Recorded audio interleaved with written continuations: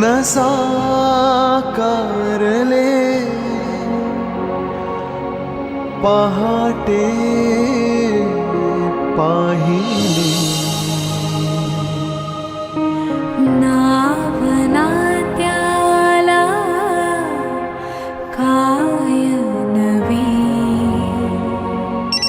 जुळून येती रेशीम गाठी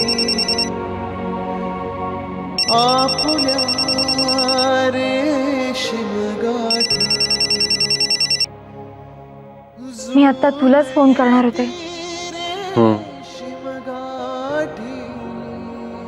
तुझा आवाजच सांगतोय की मी ज्या मूड मध्ये होतो तूही त्याच मूड मध्ये आहेस, है ना? हो, बुडून गेले होते मी आठवणींमध्ये. कुठून कुठपर्यंत आलो रे आपण आदित्य. मागे वळून पाहिलं तर ती मीच होते का असं वाटतंय. I know. या घराने, इथल्या प्रत्येक माणसानं मला नेहमीच समजून घेतलंय आदित्य. स्त्रियांचा सन्मान महत्वाचा असं सगळेजण सगळीकडे म्हणतात, पण मी या घरादाराला एक अवघड परीक्षा द्यायला लावली होती. तरी देखील सगळ्यांनी माझा सन्मान जपला. खूप विशेष आहे आदित्य. माझ्या चारित्र्यावर संशय घेणं, मला आईबाबांकडे परत पाठवणं, तुला माझ्यापासून वेगळं करणं, अशा 4 ठिकाणी बघायला मिळणाऱ्या गोष्टी करणं त्यांना सहज शक्य होतं.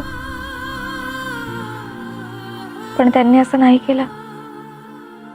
इनफॅक्ट कोणाच्या मनात असा विचारही नाही आला. सुसंस्कृत असणं म्हणजे काय हे दाखवून दिलं आपल्या घरच्यांनी.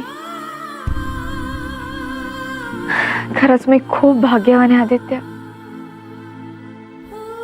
तू जो काय विचार करतोयस त्याबद्दल आता सगळ्यांमध्ये इंटरॅक्शन्स होत असतील. प्रत्येक जण आपलं खरं मत सांगेलच. पण आदित्य, तुला जे काही वाटतंय, तुझ्या मनात ज्या काही भावना आहेत त्या समजून घेण्याचा प्रत्येक जण कळवळीनं प्रयत्न करतोय.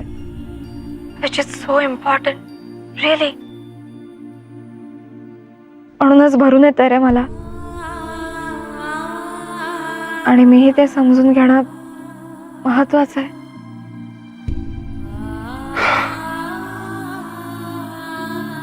मेघना, खूप बरं वाटतंय तू अशा पद्धतीने विचार करतेस.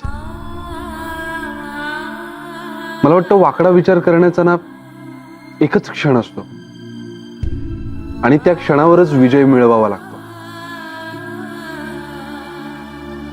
तू डोक्यात राग घालून घेतली नाहीस त्याबद्दल थँक्यू. खरंच खरंच खूप रिलीफ मिळाला यार. मी तुला विश्वासात न घेता सगळ्यांसमोर एकदम सगळं डिक्लेअर केलं, म्हणून हर्ट झालीस ना तू? हो, थोडी हर्ट झाले होते मी. पण तू हे जाणीवपूर्वक केलं नव्हतंस हे खात्रीपूर्वक माहिती होतं मला की तू हे कधीच करणार नाहीस. शिवाय गेल्या काही दिवसात तू स्वतःशी किती झगडा केलायस हे पाहिलंय मी आदित्य. नाही झाला माझा गैरसमज. आणि आपल्यात कुठलाही राग किंवा हर्ट फार दिवस टिकूच शकत नाही, है ना? I love you. Me too Aditya.